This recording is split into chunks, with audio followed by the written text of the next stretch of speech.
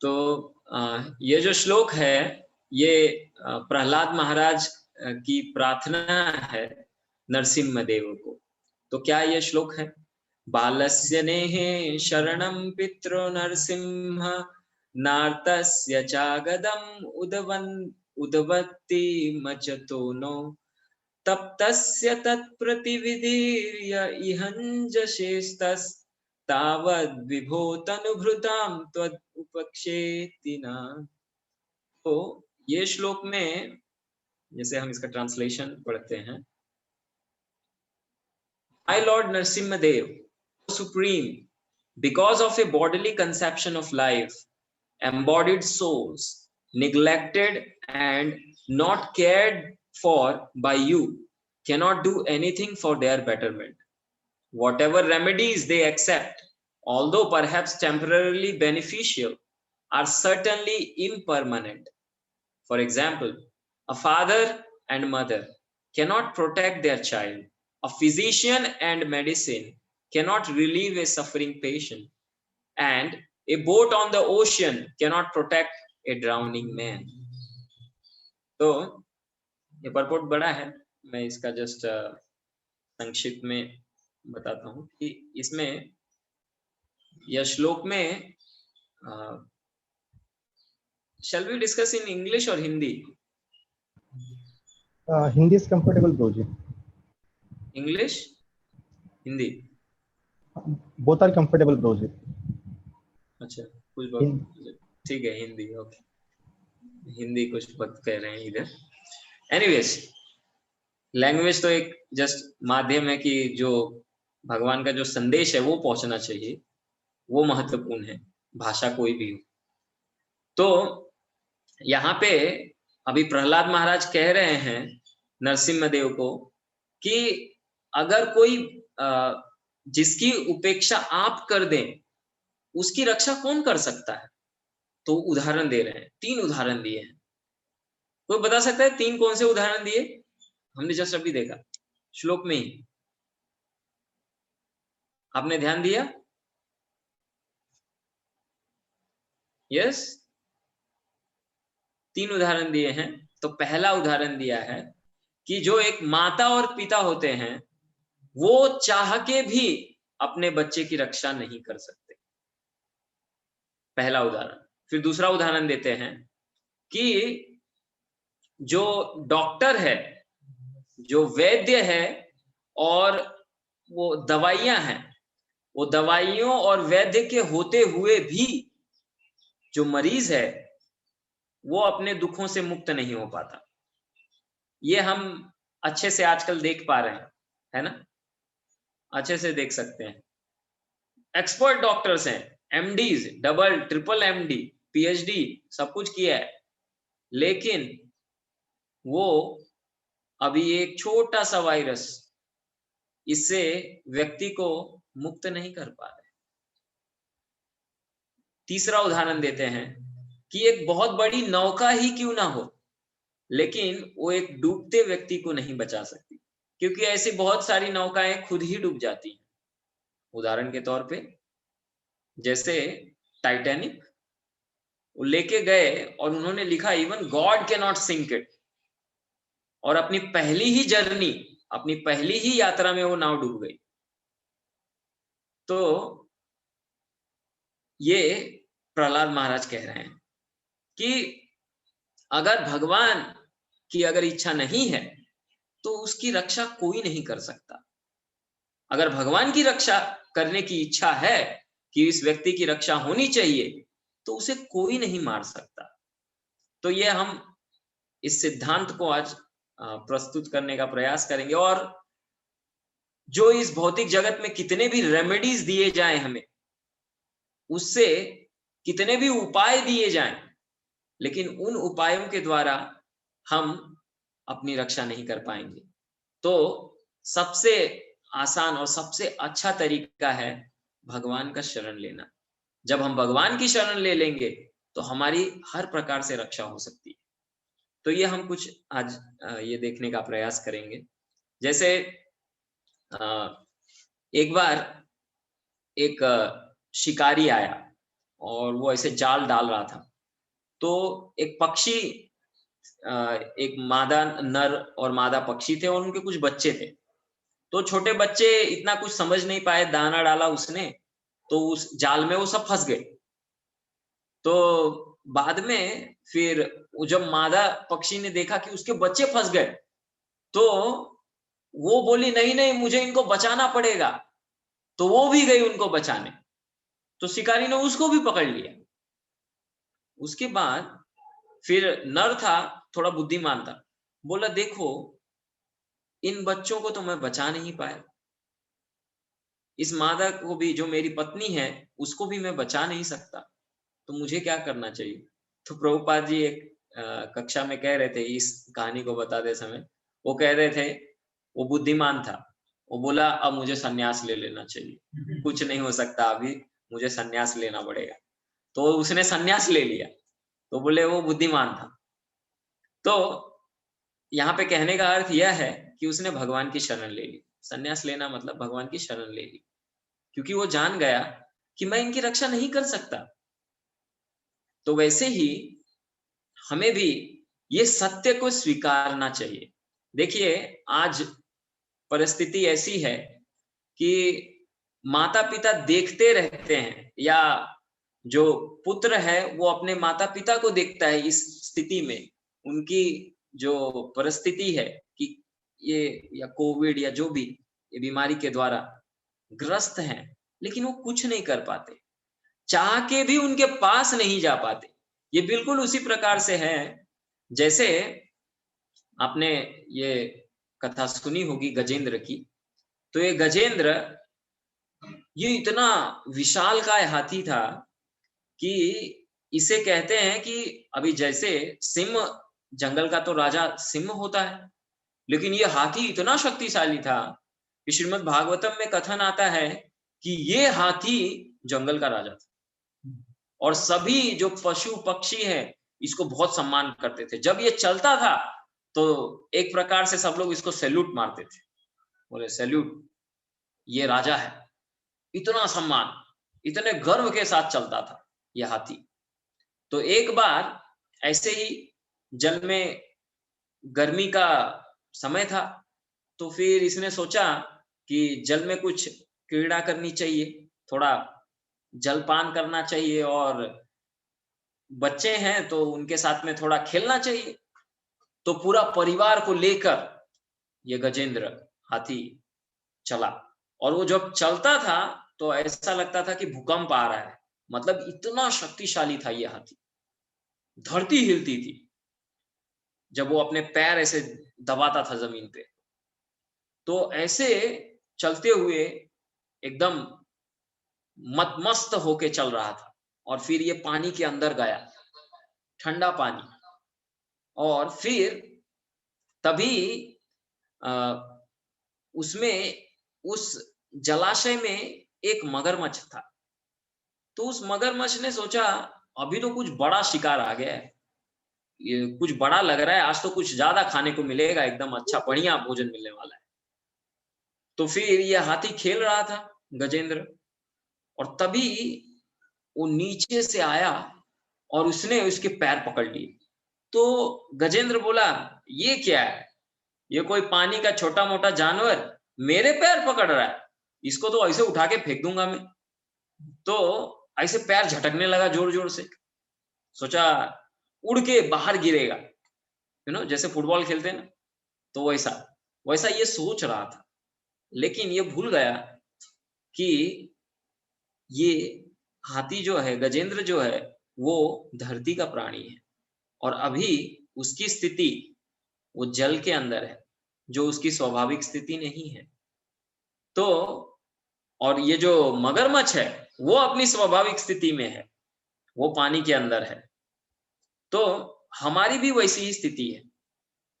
हम इस संसार में, इस संसार के तो हैं नहीं, फॉरेनर्स हैं हम, फॉरेन लैंड में हैं, बिल्कुल गजेंद्र जैसे। वो भी विदेशी भूमि पे था, विदेशी जल में था, भूमि पे नहीं। तो हम भी, हमारी भी स्थिति वही है, हम यहाँ के नहीं है, हम आध्यात्मिक जगत के हैं। तो विदेश में आ गए हैं तो हमारी स्थिति बिल्कुल गजेंद्र जैसी है, पग पग पे खतरा है।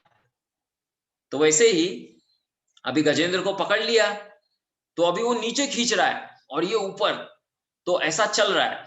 तो पानी अभी एकदम पानी के बीच में नहीं था, ये थोड़ा धरती और थोड़ा पानी के, तो ये हाथी को खींचते हुए वो पानी में और अंदर लेके जा रहा है। तो ये मगरमच्छ अंदर लेके जा रहा है, अब हाथी ये डूबने लगा, गजेंद्र डूबने लगा क्योंकि पानी के अभी बीच में आ गया है। तो फिर इसने सोचा जो गर्व था ना वो पूरा नष्ट हो गया कि मैं भी कुछ हूं, वो सब नष्ट हो गया। तब उसको समझ में आया कि मैं अभी मृत्यु के कगार पे हूं, और जो परिवार है, परिवारजन है उसके, सब देख रहे हैं, किनारे खड़े होके देख रहे हैं, ये सबको देख रहा है, सब रो रहे हैं, लेकिन कोई मदद को नहीं आ रहा, कोई मदद को नहीं आ रहा। क्या हमारी स्थिति अभी ऐसी नहीं है? जरा सोचिए, जो कोविड पेशेंट होता है या हो रहे हैं, उनके परिवारजन क्या कर रहे हैं? केवल एक स्पेक्टेटर, ऑडियंस के जैसा बस देख रहे हैं, ड्रामा देख रहे हैं, खड़े होके केवल देख रहे हैं और आंसू बहा रहे हैं, बस, बाकी कुछ नहीं। बिल्कुल गजेंद्र जैसा। फिर उसको समझ में आया कि मैं ये जो परिवार है ना, ये कुछ नहीं कर सकता, मेरा रक्षण नहीं कर सकता, मेरे मित्र मेरा रक्षण नहीं कर सकते, मेरे बच्चे मेरा रक्षण नहीं कर सकते, मेरी पत्नियां मेरा रक्षण नहीं कर सकती, और ये जो प्रजा है, ये पक्षी जो है ऊपर से देख रहे हैं, खाली उड़ रहे हैं और देख रहे हैं, ये भी मेरा रक्षण नहीं कर सकते, मेरा रक्षण केवल कृष्ण कर सकते हैं। अब उसने पुकारा, उसने बोला कि हे प्रभु, मैंने जो भी गलतियां की हैं, उसको सब प्रार्थनाएं याद आ गई। एक्चुअली वो पिछले जन्म में इंद्रद्युम्न राजा था, लेकिन राजा था तो सब राज्य पाट छोड़ के वो तपस्या करने गया था, और तपस्या कर रहे थे तो तभी क्या हो गया, अगस्त्य ऋषि आए, लेकिन उनको उचित जो सम्मान है वो नहीं दिया। गेस्ट को, अभी कोई गेस्ट आया है तो कम से कम उठ के कुछ बात करनी चाहिए, कम से कम पानी तो देना चाहिए, लेकिन इसने कुछ नहीं किया, ये बस बैठे रहे, बोले मैं तो भगवान पे ध्यान कर रहा हूँ, क्या जरूरत है। तो उनकी उपेक्षा किया उन्होंने, तो इसलिए अगस्त्य ऋषि देखे, बोले अरे इससे तो उचित जो व्यवहार है वो सिखाना चाहिए। तो इसलिए बोले हाथी के जैसा मंद पड़े हो तो ठीक है, हाथी बन जाओ। तो इसलिए अगले जन्म में ये इंद्रद्युम्न राजा हाथी बन गए। लेकिन इन्होंने जो भी प्रार्थनाएं पिछले जन्म में सीखी हैं, वो सब उनको याद आ गई, तो वो सब प्रार्थनाएं वो वापस से बोलने लगे। इसलिए श्रील प्रभुपाद जी अपने तात्पर्यों में लिखते हैं 7th कैंटो के इस गजेंद्र का जो वर्णन है उसमें, कि हमें ये जो प्रार्थनाएं हैं, जो महान भक्तों की प्रार्थनाएं हैं, उनको याद करना चाहिए, क्योंकि इन प्रार्थनाओं को अगर हम याद करते हैं तो मृत्यु के समय ये प्रार्थनाएं हमें अवश्य याद आएंगी। तो इसलिए इनको याद करना चाहिए, ऐसा श्रील प्रभुपाद जी कहते हैं। तो उसे सब याद आ गया और भगवान ने रक्षा किए। और ये जो मगरमच्छ है, ये भी कोई साधारण मगरमच्छ नहीं था, ये भी राजा था, गंधर्व था, गंधर्वों का राजा था हुहू। तो एक बार ऐसे ही, क्योंकि ये भी कोई साधारण व्यक्ति नहीं है, तो एक बार देवल ऋषि जब जा रहे थे तो बोला ये क्या, ये साधु लोग कुछ काम के तो है नहीं, खाली ऐसे घूमते रहते हैं इधर उधर, थोड़ा इनका मजाक करना चाहिए। तो उसकी बहुत सारी पत्नियां थी, तो बोले इनको थोड़ा हंसाता हूँ, इनके लिए थोड़ा लगता है ना व्यक्ति को मनोरंजन, कुछ तो एंटरटेनमेंट करना चाहिए। तो बोले साधु का एंटरटेनमेंट इससे अच्छा और क्या होगा, साधु और ये लोग तो कुछ करते हैं नहीं। तो गया और वो गायत्री कर रहे थे पानी में, तो नीचे से गया और उनके पैर में गुदगुदी करने लगा और बाद में फिर पैर खींचने लग गया। तो देवल ऋषि बोले ये तो बहुत हो गया अभी। तो बोले ठीक है, तुम ऐसा कर रहे हो तो जाओ मगरमच्छ बन जाओ, फिर खींचो लोगों के पैर। तो फिर वो मगरमच्छ बन गया। तो लेकिन देखिए यहाँ पे कोई बोलेगा ये ऋषि लोग को कुछ काम धंधे है नहीं क्या, खाली श्राप देते रहते? नहीं, जब बड़े महान व्यक्ति किसी को श्राप देते हैं तो वो श्राप भी उसके लिए आशीर्वाद होता है। इसका उद्धार किसने किया? गजेंद्र से पहले इस हु का उद्धार हो गया। इसका पहले जो सुदर्शन से पहले भगवान ने इसका गर्दन काटा और ये पहले चला गया वैकुंठ, उसके बाद गजेंद्र गया, भक्त बाद में गया, लेकिन भक्त का पैर इसने पकड़ के रखा था, ये पहले चला गया। तो ये भक्त के पैर पकड़ने की महिमा है। तो खैर, तो इनका उद्धार हो गया। हाँ। एनीवेज, तो देखिए इससे हम यही सीखते हैं कि जैसे यहाँ पे कहा है ना, प्रहलाद महाराज कह रहे हैं माता पिता कोई रक्षा नहीं कर सकता हमारा, केवल भगवान कर सकते हैं। पूरा परिवार जन सब लोग थे, कोई रक्षा नहीं कर पाया गजेंद्र की। और वैसे ही द्रौपदी जब उस असत सभा में उसके वस्त्र खींचे जा रहे थे, पहले सबको बुलाया। ऐसा नहीं है डायरेक्ट भगवान को बुलाया, हे केशव हे माधव मेरी रक्षा करो, नहीं। पहले जो सभाजन थे उनको पुकारा कि आप मेरी रक्षा कीजिए। फिर जो बड़े बुजुर्ग बैठे थे, द्रोणाचार्य, कृपाचार्य, भीष्मदेव, सबको बुलाया। धृतराष्ट्र को भी बोला। धृतराष्ट्र बोला मैं तो अंधा हूं, कुछ दिखाई नहीं दे रहा, मैं कहां कुछ देख रहा हूं। यू सी, सबको बुलाया। फिर अपने पतियों के पास गई, बोली आप मेरी रक्षा कीजिए। तो बोले हम तो खुद ही गुलाम हो गए हैं, हमारा ये शरीर ही अब हमारा नहीं रहा है। फिर उसने सोचा खुद की रक्षा मैं खुद करूंगी। तो दुशासन जब साड़ी खींच रहा था तो उसने अपने हाथों से अपनी साड़ी को पकड़ने का प्रयास किया, लेकिन वो 10,000 हाथियों का बल लेके वो दुशासन इतना शक्तिशाली, एक अबला स्त्री क्या करेगी?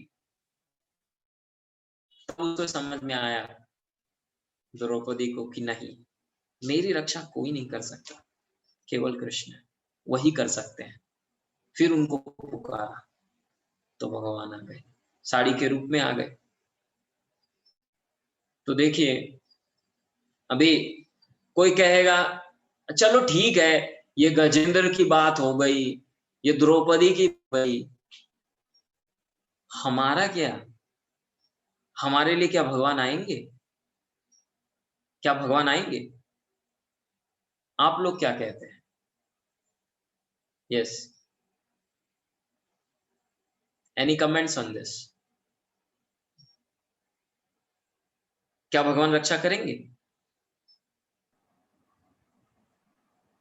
यस नीलेश प्रभु। सच्चे मन से पुकारो तो आ जाएंगे। अच्छा, ओके, यस, ट्रू। और हाँ मिलिंद प्रभु बोलिए। मोस्ट ऑफ द टाइम मतलब हमारे डे टू डे लाइफ में भी जब बहुत क्रिटिकल सिचुएशन रहती है, मतलब भगवान हमको प्रैक्टिकली दिखाई नहीं देते, बट वो संभाल लेते हैं चीजें बहुत सारी। लाइक अभी ऐसा जैसा उनके साथ फिजिकली हुआ कि भगवान नारायण भगवान आ गए थे गजेंद्र की पासाई में। भगवान हमको भी आएंगे पर सबको नहीं दिखाई देगा, या हमको भी शायद कभी पता नहीं चलेगा, पर भगवान हमको सेव करेंगे if we are very sincere devote out of life. Yes, thank you.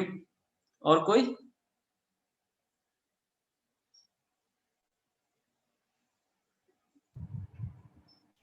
Yes, ठीक है। हाँ, yes So it depends on our intensity of our prayers. अगर हम इंटेंसली भगवान को पुकारेंगे तो भगवान आएंगे। Yes, it depends upon the intensity. और जैसे बहुत बार हमारी ये धारणा होती है रक्षा मतलब शरीर की रक्षा, बहुत ये हमारी धारणा है कि हम सोचते हैं शरीर की रक्षा की मतलब यही रक्षा है, बाकी और कोई रक्षा नहीं। लेकिन हमें ये जानना चाहिए कि भगवान ये देखते हैं कि हमारे जो चेतना है, जो भक्ति है, वो ज्यादा इंपॉर्टेंट है देन ये शरीर। अगर जरूरी है ये शरीर छोड़ना, लेकिन अगर इस शरीर को छोड़ने से भक्ति की रक्षा होगी तो भगवान होने देंगे कि ये शरीर छोड़ दे। आप कहेंगे कैसे? तो इसके भी उदाहरण शास्त्रों में आते हैं। देखिए भरत महाराज जो हैं, अभी भरत महाराज कौन से स्तर पे थे? भाव स्तर पे थे। भाव स्तर वो स्तर है जो प्रेम से जस्ट एक स्टेप नीचे। और भक्ति रसामृत सिंधु में रूप गोस्वामी पाद कहते हैं कि ये भाव क्या है? ये भाव उसी प्रकार से है जैसे सूर्य का उदय हो रहा है और जस्ट अभी उसकी जो सुबह की किरणें होती है ना 6 बजे, पूरा सूर्य अभी तक आया नहीं है, लेकिन अंधकार तो पूरा चला ही जाता है कि नहीं? अंधकार चला गया रहता है, प्रकाश आ गया है, बस अब सूर्य आसमान में आने वाला है, प्रेम प्राप्त होने वाला है। ये स्तर है भरत महाराज का। और भरत महाराज अगले जन्म में हिरण बन गए। अभी कोई कहेगा भगवत गीता में तो कहा है नेहा विक्रमो नाशोस्ति प्रतिवायो न विद्यते स्वल्पमपि यस्य धर्मस्य त्रायतो महतो भयात्। महतो भयात्, सबसे बड़े भय से रक्षा करूंगा। ये कौन बोल रहा है? कृष्ण बोल रहे हैं। और कब बोल रहे हैं? दूसरे ही अध्याय में बोल डाला है। वो 18वें में तो जाने दो, सर्वधर्म परित्यज्य मामेकं शरणं व्रज, वो तो 18वें अध्याय, दूसरे अध्याय में ही बोल दिया, पहले ही प्रॉमिस दे दिया, मैं रक्षा करूंगा। कैसे? इतनी सी भी भक्ति की ना तो भी रक्षा करूंगा। कौन से भय से? जानवर तो नहीं बनने दूंगा, मतलब निचली योनि में नहीं जाने दूंगा। फिर ये क्या है? भरत महाराज थोड़े से भक्ति बोल रहे हैं, ये भाई इतना भक्ति किया और उसको जानवर बना दिया, वो भी हिरण। क्या रक्षा किया आपने? ये रक्षा है? किस प्रकार की रक्षा है ये? तो देखिए भरत महाराज उस हिरण से आसक्त हो गए और अपना सब जो भी डेली जो उनकी साधना है, जो भक्ति है, अगर उनके वचन सुनेंगे आप, वो हिरण के लिए क्या बोलते हैं। एक दिन हिरण वो आया नहीं ना, तो उसको ढूंढते हुए वो क्या बोलते हैं पता है आपको? भागवतम में आता है, वो कहते हैं कि हे विधाता तुम इतने क्रूर हो, मेरा प्रिय हिरण मुझसे छीन लिया।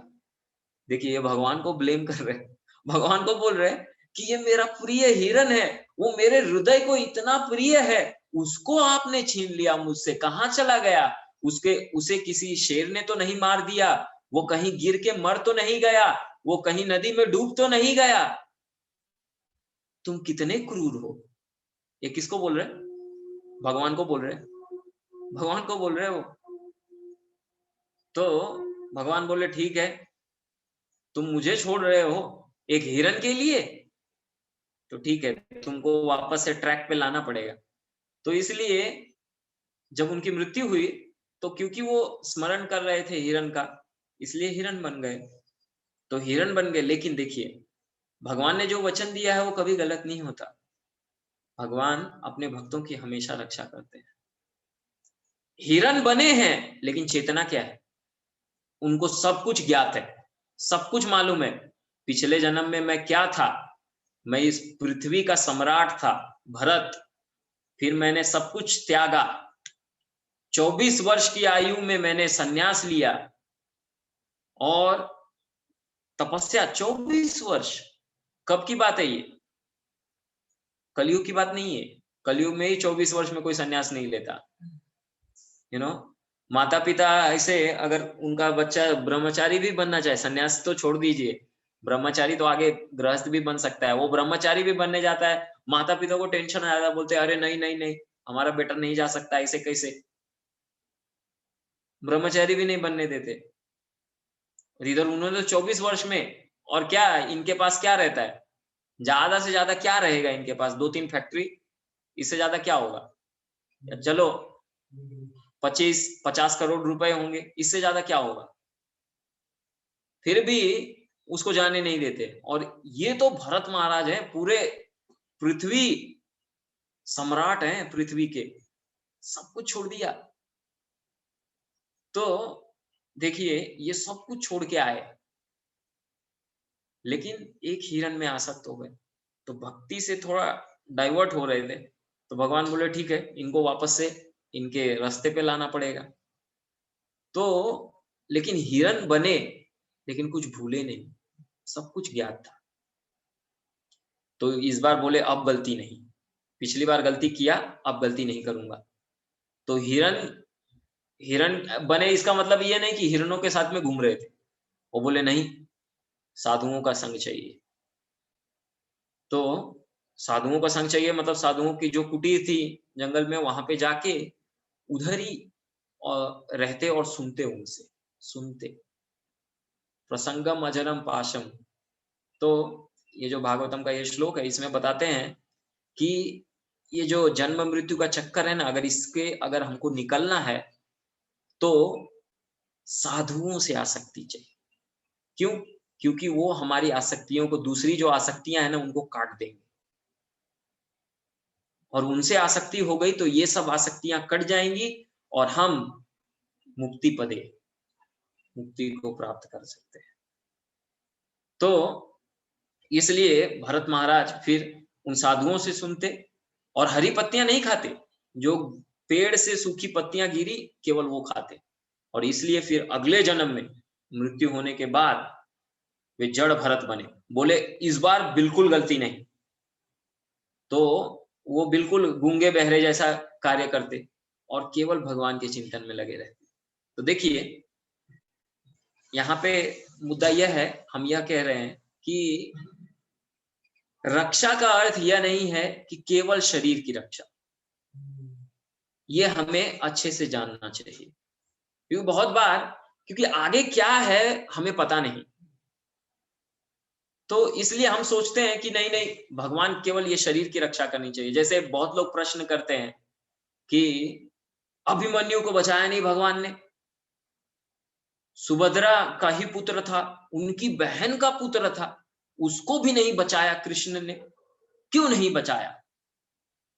तो देखिए यहाँ पे, क्योंकि उसके पिता ने पहले तो सोम ने कहा था कि 16 वर्ष के बाद ये मेरे को चाहिए, वो एक चीज था, और बोले इसको रख के करना क्या है,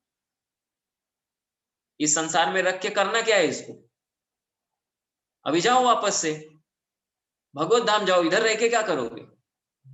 तो इसलिए भेज दिया। तो हम क्या है, हम केवल अभी का क्या चल रहा है, प्रेयस क्या है वो देखते हैं, श्रेयस नहीं देखते। लेकिन भगवान श्रेयस देखते हैं।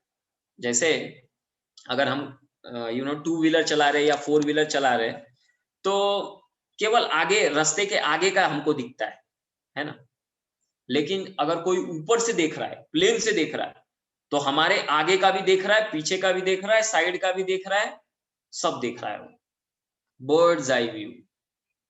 तो वो ऊपर से, क्योंकि वो सब कुछ देख सकता है, ओवरऑल पिक्चर देख सकता है, हम नहीं देख सकते। तो हमारा दृष्टिकोण सिर्फ ये होता है आगे, बस ये ऐसा क्यों हुआ, भगवान ने ऐसा क्यों किया मेरे साथ, जैसे एक ऐसा ही एक प्रसंग आता है ओल्ड बाइबल में। जोई नाम का एक व्यक्ति था, तो ऐसे ही एक बार, जैसे उनके मतलब बाइबल में वो उसको शैतान कहते हैं, शैतान या माया, जिसे हम संस्कृत में माया कहते हैं, वो उसको शैतान कहते हैं, और हिंदी में कहेंगे तो बेसिकली शैतान। तो वो एक बार आए भगवान के पास, तो भगवान बोले, वो लोग बोले हम सबको देख के आए और सब लोग बहुत कष्ट में हैं और सब ऐसे चल रहा है सबका। तो सबकी खबर बता रहे थे कि ऐसा ऐसा चल रहा है, इसके साथ ऐसा ऐसा। तो भगवान बोले, तुमने जोई को देखा क्या? कैसा है वो मेरा बहुत महान भक्त है। तो ये बोला, मतलब माया, ये बोला इसमें कौन सी बड़ी बात है? उसके पास 7,000 शीप्स हैं, मतलब भेड़े हैं, और 3,000 ऊंट हैं, और 500 गधे हैं, 500 बैल हैं, इतनी खेती है, 7 बच्चे हैं, मतलब सन्स है, सन्स को पुत्र हैं, 7 पुत्र हैं, 3 पुत्रियां हैं, इतना समृद्ध परिवार है, सब कुछ है उसके पास। तो वो तो खुश रहेगा ही ना, उसमें कौन सी बड़ी बात है? फिर तो आपकी भक्ति करेगा ही, इसमें कौन सी बड़ी बात है? ये सब एक बार ले लीजिए, फिर देखते हैं भक्ति करता है कि नहीं आप। तो भगवान बोले अच्छा ठीक है, ले लो उसका सब। तो फिर इस व्यक्ति ने, मतलब ये जो शैतान है, इसने सोचा हाँ अब दिखाता हूँ ये अब कैसे भक्ति करता है, अब देखते हैं कितना महान भक्त है ये। तो उसने क्या किया, उसके गांव में ऐसा रोग लाया, इसके सब जानवर मर गए, इसके बैल मर गए, गधे मर गए, ऊंट मर गए, भेड़े मर गई, और तो और इसका जो पुत्र थे वो भी मर गए, पत्नी मर गई, बच्चे मर गए। अब केवल घर बचा था और खेत बचे थे। लेकिन एक दिन ये बाहर गया और पता चला उसमें भी आग लग गई, सब कुछ नष्ट हो गया, सब जल गया, घर भी जल गया, कुछ नहीं बचा। तो गांव वाले आए, बोले तुम तो भक्त हो ना, भगवान में विश्वास करते हो, क्या दिया तुम्हारे भगवान ने? सब कुछ ले लिया, सब मर गए, भिखारी हो गए हो तुम। तो इस जोई ने क्या कहा, वो महत्वपूर्ण है। इसने कहा देखो, जब मैं मां के गर्भ से आया था तो क्या था मेरे पास? एक कपड़े का एक धागा भी नहीं था मेरे शरीर पे, कपड़े का एक टुकड़ा भी नहीं था, न मेरे पास सोने थे, न चांदी था, न जमीन, न जायदाद, न बच्चे, कोई नहीं था, खाली हाथ आया था। और आज अभी खाली हाथ हूं, तो भगवान ने ही दिया था, उन्होंने वापस ले लिया, इसमें कौन सी बड़ी बात है? इसमें क्या चिंता करना, भगवान का ही था, उन्होंने ले लिया वापस। तो जो भक्त होता है उसकी ये चेतना होती है। देखिए, कोई भी परिस्थिति आए, भक्त भगवान को ब्लेम नहीं करता, वो ये नहीं कहता भगवान तुमने ऐसा कैसे किया मेरे साथ, मेरे परिवारजन मेरे से चले गए, आप इतने क्रूर कैसे हो सकते हो। भक्त कभी ये नहीं कहता, क्योंकि वो जानता है कि जो भी परिस्थिति उसके जीवन में आ रही है, उसे आगे बढ़ने के लिए और मजबूत बनाने के लिए और जिम्मेदार बनाने के लिए और भक्ति में प्रगति करने के लिए है।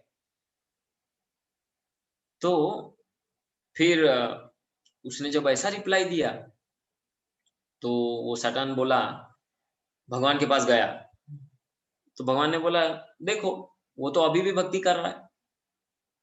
तो वो बोला इसमें कौन सी बड़ी बात है, अभी शरीर तो सुंदर है ना और शक्तिशाली है, और शरीर तो उसका अच्छा साथ दे रहा है, इसलिए भगवान आपकी भक्ति कर रहा है वो, और आपको बहुत बोल रहा है भगवान भगवान कर रहा है।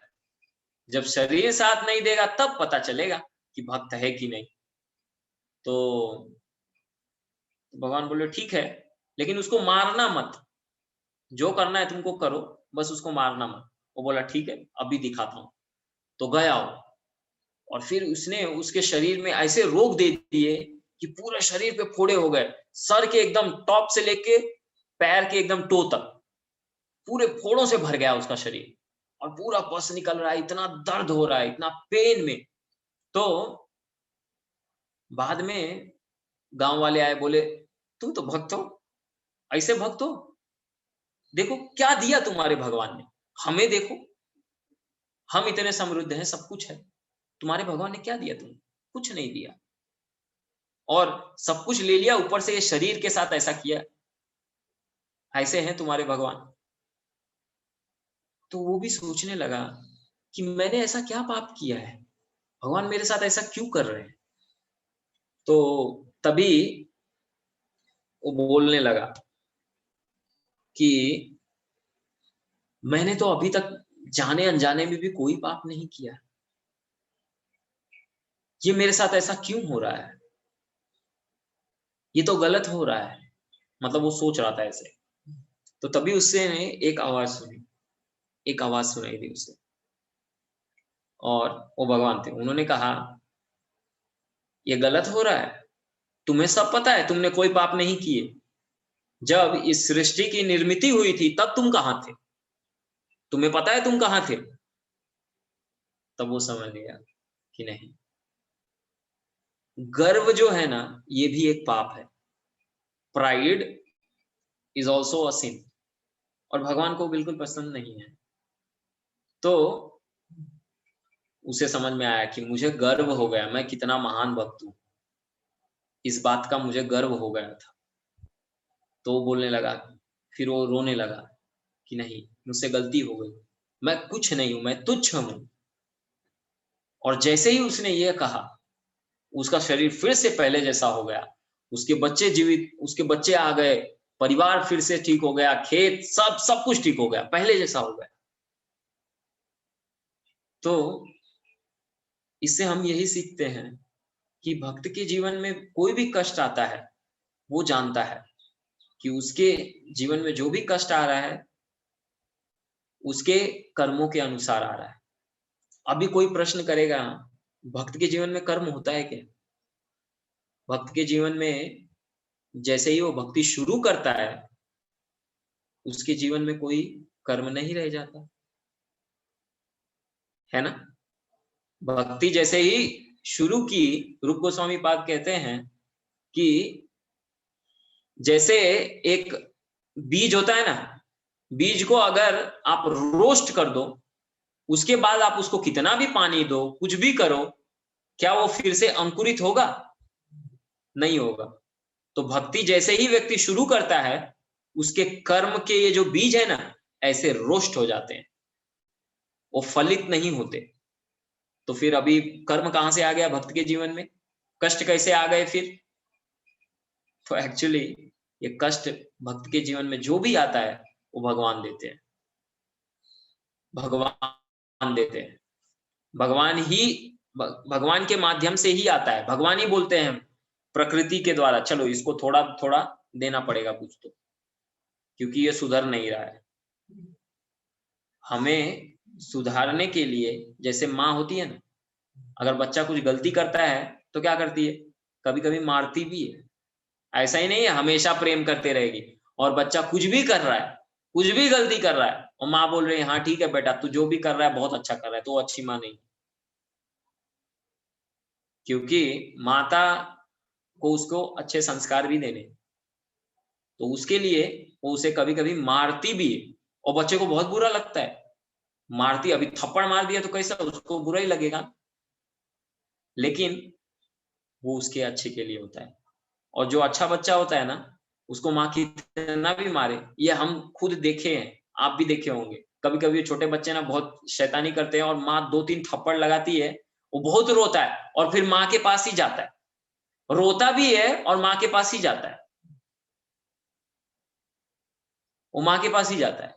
तो भक्त ऐसा होता है, माया के द्वारा कितना भी पिटा जाए उसे पता है मेरे कर्मों के अनुसार ही ये सब गड़बड़ हुई है जो मेरे जीवन में हो रहा है, इसलिए मेरी शरण में मुझे किसकी शरण लेनी है, वो कोई और नहीं, वो भगवान ही है, वो भगवान की ही शरण जाना है मुझे, वो भगवान को कभी नहीं छोड़ता।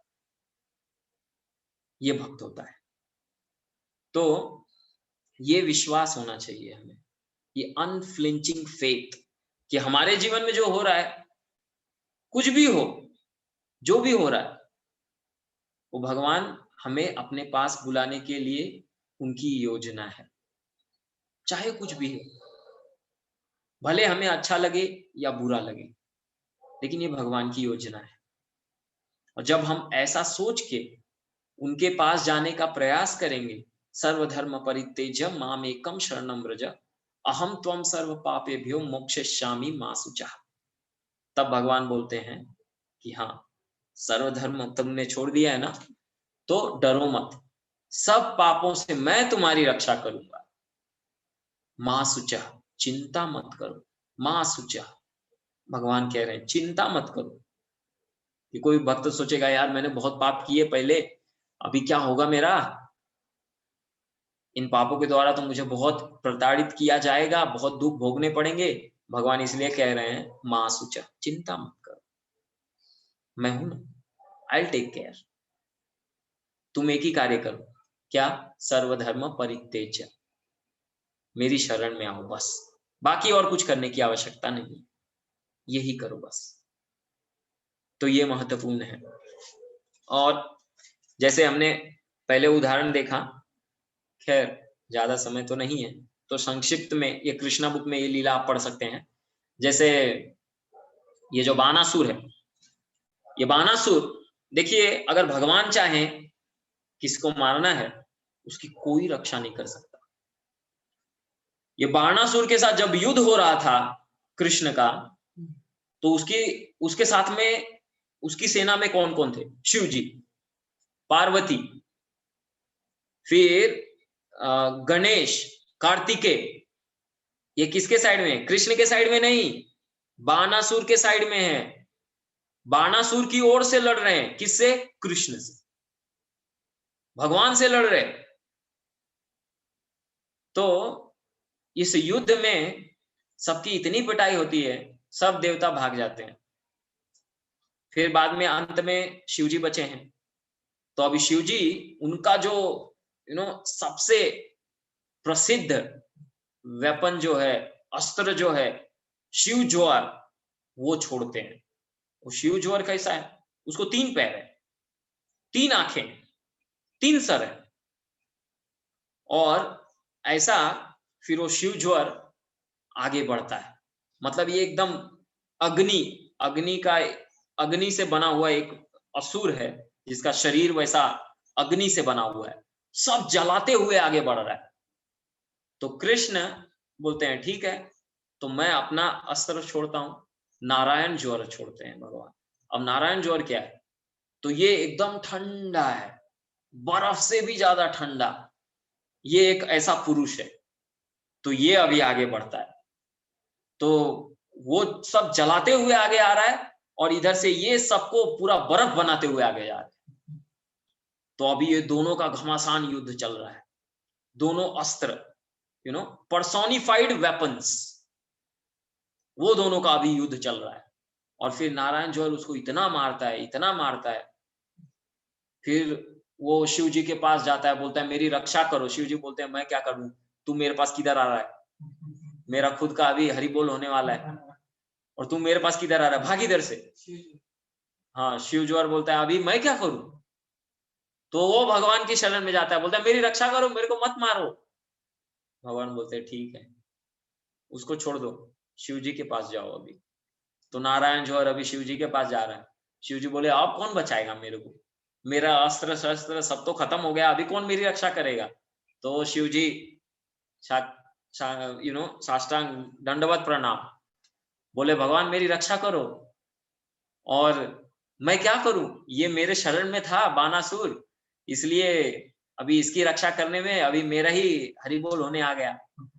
तो अभी कृपया करके मेरी रक्षा करो, और इसको भी छोड़ दो, कृपया करके मत मारो, ये मेरी शरण में है, अगर आप इसे मार देंगे तो मेरा क्या रह जाएगा। तो भगवान बोलते ठीक है, 1000 हाथ है ना, तो ठीक है, इसके 4 हाथ छोड़ के बाकी सब काट दो। बाकी सब हाथ उसके काट देते हैं। तो देखिए, कहने का ये अर्थ है, नहीं, बानासुर की, शिवज्वर को छोड़ देते हैं, वो भाग जाता है, वो अंतर ध्यान हो जाता है, गायब हो जाता है वहां से। तो अभी जैसे अग्नि जो है, अग्नि से ज्यादा भयानक ये ठंडी होता है, क्योंकि ठंडी में अगर हम जैसे भौतिक कैलकुलेशन भी करें ना, तो ठंड से व्यक्ति का क्या होता है, अंग जो है अकड़ जाता है, और उसके हार्ट तुरंत बीट होना बंद हो जाता है, वो मर जाता है। गर्मी से व्यक्ति ऐसे इतना जल्दी नहीं मरता, लेकिन ठंडी से तुरंत मरता है ठंडी में, क्योंकि उसके सभी जो अवयव हैं वो सब अंग जो है ऑर्गन्स फेल होने लगते हैं। तो ऐसे, बट एनीवेज, तो नारायण ज्वर ठंडी।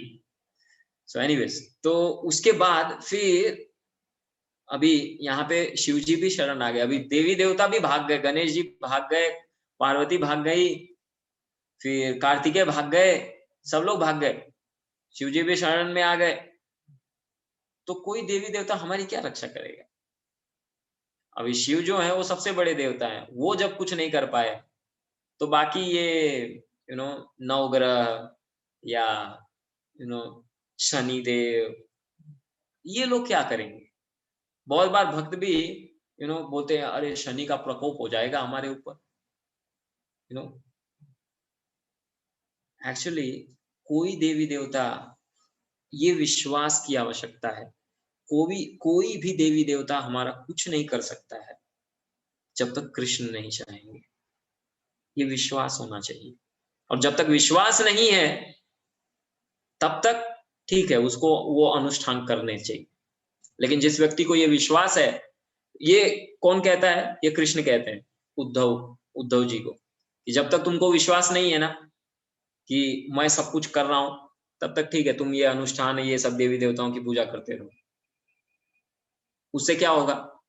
क्योंकि उन अनुष्ठानों में विष्णु मंत्र भी आते हैं, तो वो उच्चारण कर करके व्यक्ति शुद्ध होगा, और फिर बाद में अंत में फिर उसे समझ में आएगा कि मेरी रक्षा कोई नहीं कर सकता, केवल कृष्ण करेंगे, फिर वो मेरे पास आएगा।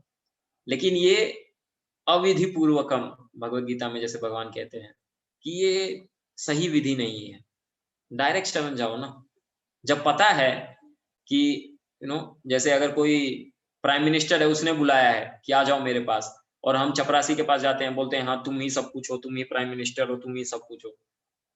चपरासी वो नहीं है ना, प्राइम मिनिस्टर कोई और है, और उसने बुलाया, उसके पास जाओ ना, ये चपरासियों के पास क्यों जाना है? तो वैसे ही भक्ति ये जानता है, तो वो भगवान की शरण में जाता है, और वो भी कैसे? गुरु के माध्यम से। डायरेक्टली वो भी नहीं जाता, शरण ग्रहण करता है, लेकिन गुरु के माध्यम से, क्योंकि गुरु के कृपा के बगैर हम भगवान को डायरेक्ट अप्रोच नहीं कर सकते। और भक्त ये एक्सपेक्ट भी नहीं करता, क्योंकि उसका भाव यही होता है, दास दास दासानुदास, मुझे दासों का दास बनना है। तो ये जब भाव रहेगा तो हमें भगवान की कृपा अवश्य प्राप्त होगी, और उनका संरक्षण अवश्य प्राप्त होगा। तो इसलिए ये महत्वपूर्ण है। और जैसे अभी इसमें समय तो हो गया, हम कभी आगे देखेंगे। किसी को कोई अगर प्रश्न है तो आप पूछ सकते हैं।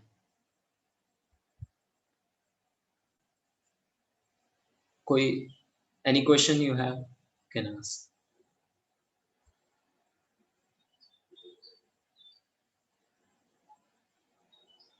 ठीक है, अगर यहाँ पे कोई प्रश्न नहीं है तो हम यही रुकेंगे।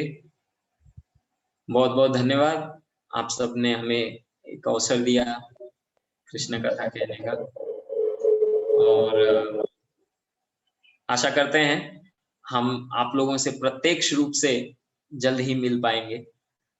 जैसे ही ये लॉकडाउन या जो भी ये विपरीत परिस्थिति है ये खत्म होगी, और हम सब फिर मिल पाएंगे।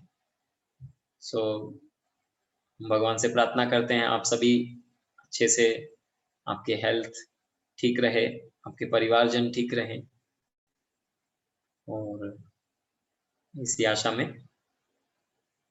हम भगवान से अवश्य आज एकादशी के दिन आप सबके लिए प्रार्थना करेंगे। और आप भी हमारे लिए प्रार्थना कीजिए कि हम भक्ति में दृढ़ता पूर्वक आपकी सेवा हमेशा करते रहें, जब तक ये शरीर में है तब तक। और फिर आगे भी जैसे अवसर प्राप्त होगा तो अवश्य आपकी कोई सेवा जो भी प्राप्त होगी उसे करने का प्रयास करेंगे। और कुछ कहने में गलती हो गई हो तो उसके लिए कृपा करके हमें क्षमा कीजिए।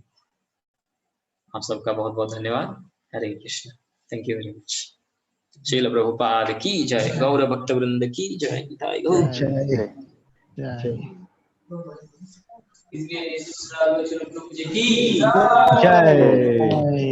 हरे Krishna. Thank you very much Prabhu ji. Hare Krishna. Hare Krishna.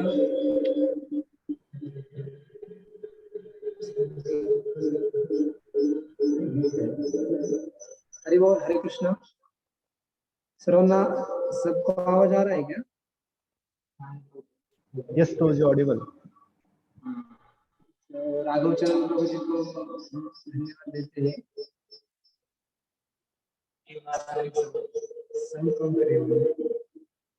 तो श्रीमान राघव चरण प्रभु जी के बारे में बताया रोशन प्रभु जी। कभी बहुत सारे नए भक्त भी हैं, दोनों भाई तो राघव चरण प्रभु जी को पिछले बहुत सालों से नगर मंदिर में ब्रह्मचारी की सेवा कर रहे हैं। तो पहले वो आश्रम संभालते थे और उसके बाद अभी 2-3 महीने से उनके ऊपर किचन का भी जिम्मेदारी दिया गया है मंदिर की ओर से। प्रभु जी ने दिया है। तो एक वो इतने अच्छे से किचन संभाल रहे हैं, किचन का सेवा करते हैं कि सभी भक्त उनके ऊपर बहुत सारे प्रसन्न है। कल हम प्रसाद ले रहे थे गिरिवरधारी प्रभु जी और हमें साथ में। तो गिरिवरधारी प्रभु जी बोल रहे थे कि बहुत प्रसाद बहुत क्वालिटी का बन रहा है और बोले कि जो आमरस बना, अभी आमरस बन रहा है इस समर सीजन, बोले ऐसा आमरस मैंने जीवन में कभी भी नहीं पिया था जैसे अभी राघव चरण तो बना के ले रहे या बना रहे। तो प्रभु जी को हम बहुत सारे धन्यवाद देते हैं कि आज इतना एकादशी के दिन उनकी निर्जला एकादशी होते हुए भी हर एकादशी प्रभु जी निर्जला करते हैं। फिर भी उन्होंने रोशन प्रभु ने रिक्वेस्ट करने के बाद उनका समय हम सबके लिए दिया, उनका संग हमें प्रदान किया। तो हम भगवान निताई गौर सुंदर जगत गुरु श्रील प्रभुपाद व श्रील गुरुदेव से ही प्रार्थना करते हैं कि भगवान उनको अच्छा आरोग्य दे और ऐसे ही वैष्णव के सेवा करते रहे। ऐसी प्रार्थना के साथ उनको हरे कृष्ण महामंत्र बोल के धन्यवाद देते हैं। हरे कृष्णा हरे कृष्णा कृष्णा कृष्णा हरे हरे, हरे राम राम राम हरे हरे। जय जय जय।